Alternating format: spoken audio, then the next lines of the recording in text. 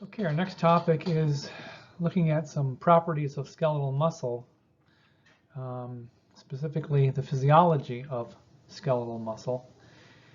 Years ago when I taught physiology lab in grad school, we actually explored these topics by dissecting out the gastrocnemius muscle of frogs.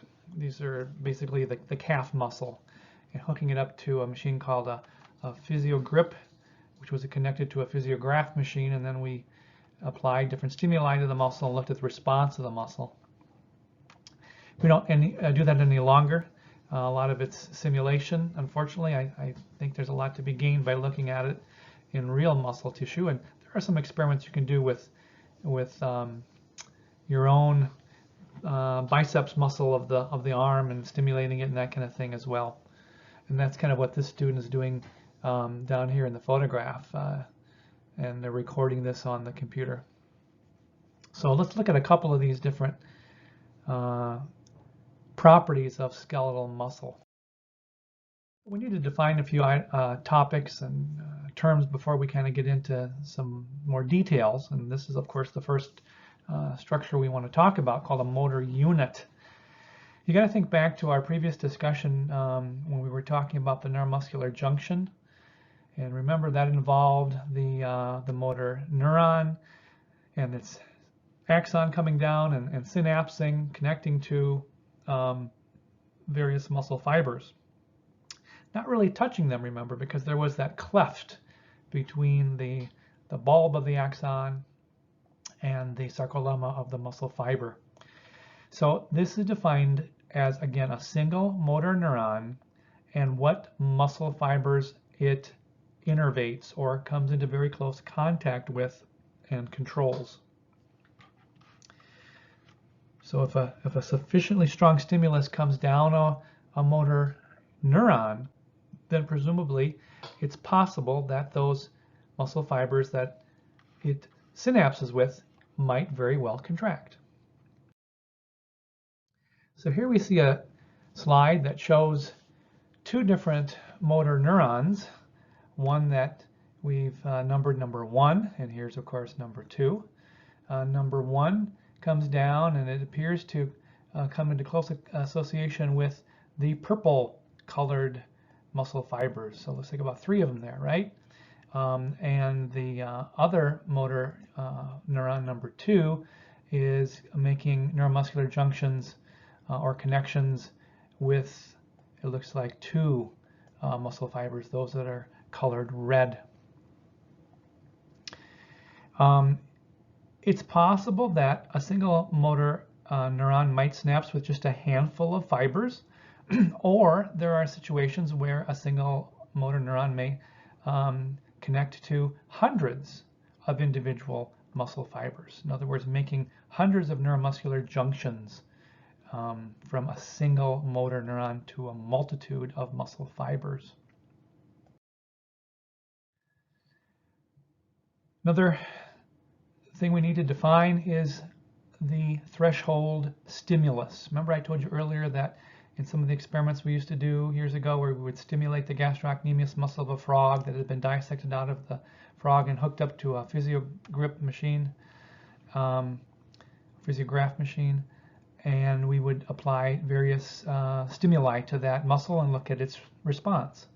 Well, one thing that we would do is we would stimulate the muscle with a number of different voltages and look for contraction. And so this particular threshold stimulus that we're talking about here, threshold refers to the minimum amount of voltage in this particular example that would be needed to elicit contraction of a muscle fiber or a muscle cell, the minimum voltage threshold stimulus. If you don't reach the threshold stimulus, if you don't stimulate it with a strong enough voltage, what will happen or not happen? Okay, subthreshold means below, so the muscle fiber will not contract. If you meet or exceed the threshold stimulus, then presumably the muscle fiber would contract. Now let's think about that threshold concept and relate it to the idea of a motor neuron. Remember, we defined a motor unit a moment ago as a motor neuron that synapses with a number of muscle fibers. So in the same way that, we can talk about threshold stimuli as it applies to stimulating or not stimulating a muscle fiber, we can also think about thresholds for motor neurons, which again are synapsing with a number of muscle fibers. So if we deliver a sub-threshold voltage down a motor neuron, that's not going to be enough to stimulate those muscle fibers that it synapses with, and therefore those muscle fibers will not contract. We just kind of talked about that a moment ago. Sub-threshold, no impact on the muscle in terms of causing it to contract. If we meet or exceed the threshold of the motor neuron, then presumably those muscle fibers it innervates would respond by all contracting. So when you think about a given muscle of your body, and we haven't really gotten to muscle identification yet, but if you think of the biceps brachii muscle of the arm, that's what I call the Popeye muscle. If you ever watched the cartoon Popeye, when he ate the spinach, his biceps grew and grew and grew, right? So you all know where the biceps brachii is. That particular muscle is composed of thousands and thousands and thousands and thousands of skeletal muscle fibers. And there are numerous muscle or motor neurons, I should say, that innervate that particular muscle. Each of those motor neurons has its own threshold stimulus. So here's a question I like to pose. What do you think would happen if we started stimulating a muscle like the biceps brachii, let's say, or the gastrocnemius muscle of the calf, like we did with the frog, at a sub-threshold voltage and then slowly increase the voltage? How would the entire muscle respond? Let's just think about that for a minute. Let's draw a line here. This particular line, which I'm not drawing very straight, will represent various voltages that we're going to deliver to the muscle. Okay, so we're going to deliver, I don't know, maybe a dozen stimuli to that muscle. And we'll start off with a low voltage. I'm just making these numbers up. Let's say we start with 4 volts. And then we'll increase it to 6, and we'll do 8. We'll just go up by 2. It's hard to draw with a mouse. You get the idea. I can't even add here. 18, 20, 22, 24. Boy, this is really sloppy. Is my math right? 2, 4, 6, 8, 10, 12, 14. Yeah, I guess that's right. All right. So that's our various voltages we're going to be delivering to the muscle. And I've got this other line I'm going to put here in blue. That's going to be connected to the gastrocnemius or the biceps muscle, let's say. And we're going to see how that muscle responds. We're going to see an uptick in the pen that's connected to the response of the muscle. And so here we are monitoring the muscle contraction. 4 volts comes, nothing happens. 6 volts delivered, muscle not responding. 8 volts, still not going on, nothing happening. 10 volts, we see a little response by that muscle. Some of the muscle fibers contract. We deliver a slightly higher voltage, 12 volts, 14, 16. We're seeing obviously some significant response by the muscle, don't we? Okay, so we end the experiment, let's say, at 24 volts. Now this particular line that I drew here should be nice and straight. It obviously isn't, but let's pretend it is straight. What I'm interested in, of course, is the response of the muscle. I'm interested in looking at this stuff, right? So what can we deduce from this? Well, at 4 volts and 6 volts and 8 volts, we don't see any response by the muscle at all, do we?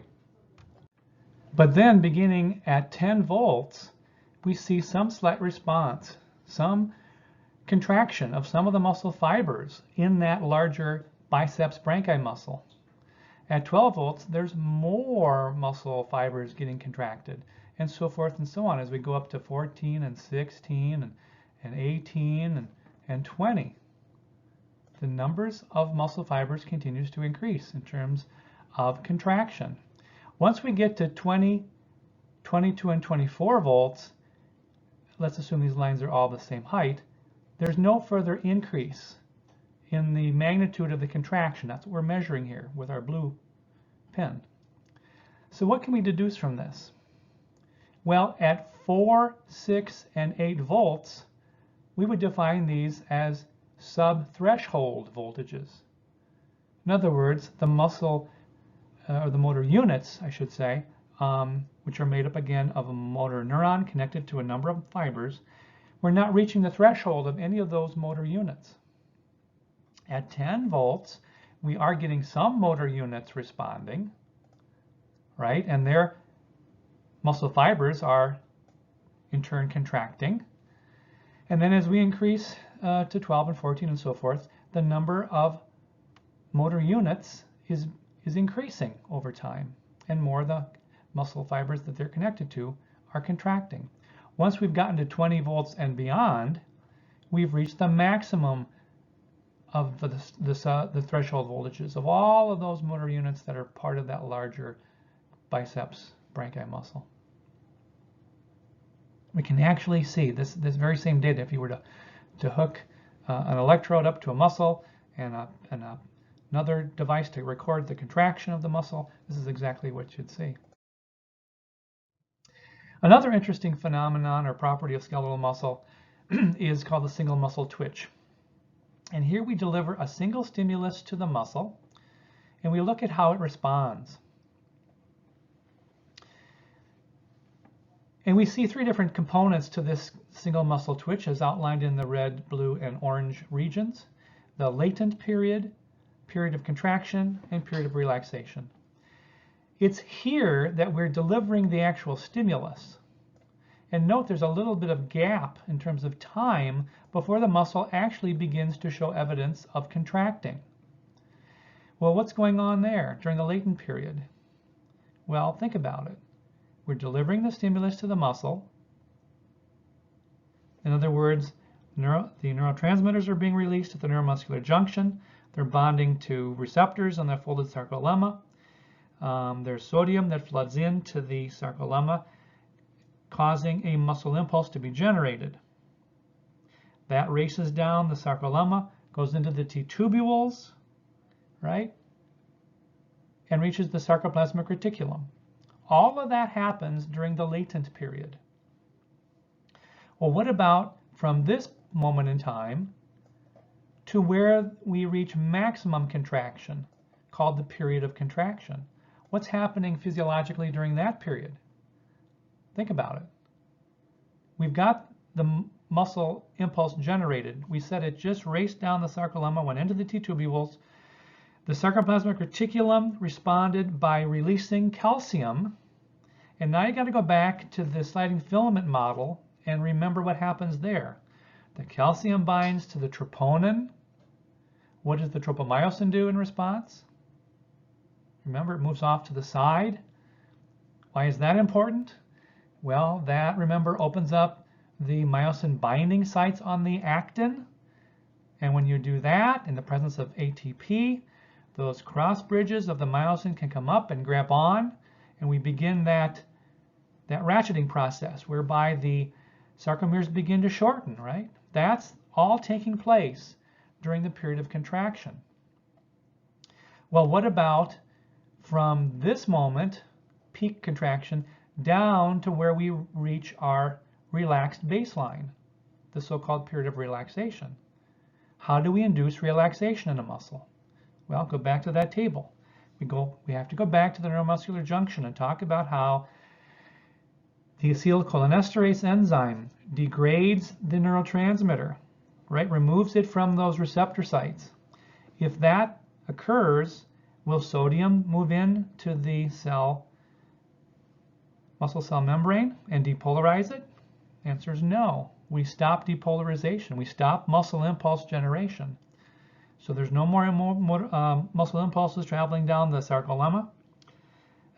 Is the sarcoplasmic reticulum going to continue to release calcium if there's no muscle impulse? The answer is no.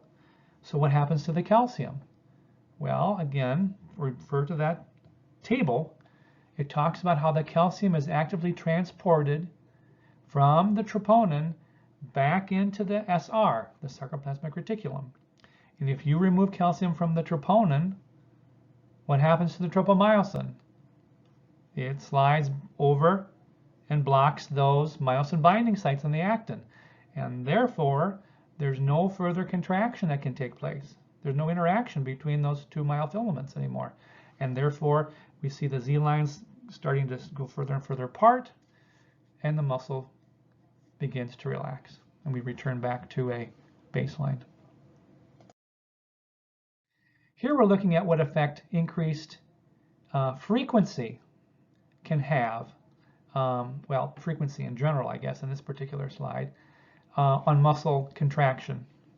Here we're holding a constant frequency. We're not changing it. We're holding it at a constant, like maybe 1 stimulus per second, depending upon the time interval. Let's just pretend this is 1 a second or every other second. Here's the response of the muscle. These depict when the stimuli are being delivered by the stimulator machine. And of course, you can see the response of the muscle in response to the stimulation. We have a single twitch. Muscle contracts, and then it relaxes, and then another stimulus causes another contraction and a relaxation, and another stimulus causes another one, and so forth. So we just have basically 5 twitches here. There's plenty of time, isn't there, for the muscle to fully relax before the next stimulus induces another contraction. There's time, plenty of time. But what would happen if we now took that frequency knob on our stimulator panel and we turned that up from, say, 1 stimulus per second to 2 stimuli per second or higher? How would the muscle respond? Again, think of the biceps brachii or the gastrocnemius muscle. What's being shown here? We have increased the frequency. We have shortened the time between stimuli being applied. So we stimulate it here. It, of course, starts to contract, and then it starts to relax. But before it can get back to a baseline, what do? We stimulate it a second time.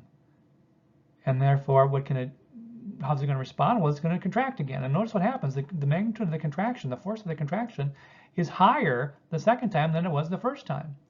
It begins to relax, but what do? We bang it again with another stimulus, and we get it to contract again. And notice the magnitude is even higher than it was earlier. And then, of course, here we stop contracting it and it returns to a baseline. So increasing the frequency of stimuli has a pretty important impact on the muscle contraction. It tends to get higher and higher and higher. And if we were to continue increasing the frequency, and that's what's depicted down here in the bottom of the graph here, each line represents a stimulus that's being delivered by a stimulator. Here's what we saw a moment ago, where the contraction begins to get taller and taller and taller. This is referred to as summation. We talk about the magnitude of the contractions sort of summing. They get higher and higher and higher. It's like you're adding numbers together, sort of. And then we can get to a point where we're stimulating the muscle so frequently here that there's no time at all for the muscle to relax even a little bit. And when you get to this particular point, of course called tetany, there is no relaxation whatsoever. That muscle is in a full, tense, prolonged state. Tetany, prolonged, sustained contraction. And that's due to the very high frequency of stimulation that we're delivering to the muscle. Now, if we were to continue doing this, even more, eventually the muscle force of contraction would eventually begin to tail off. Because what's going on, what's happening to the muscle here, or even here potentially, it is undergoing fatigue, right? It's getting tired. It's going to run out of energy pretty soon, isn't it? And you know what happens when a muscle fatigues, runs out of energy, it builds up an oxygen debt. There are major ramifications with regard to that muscle being able to function very well once it starts to fatigue.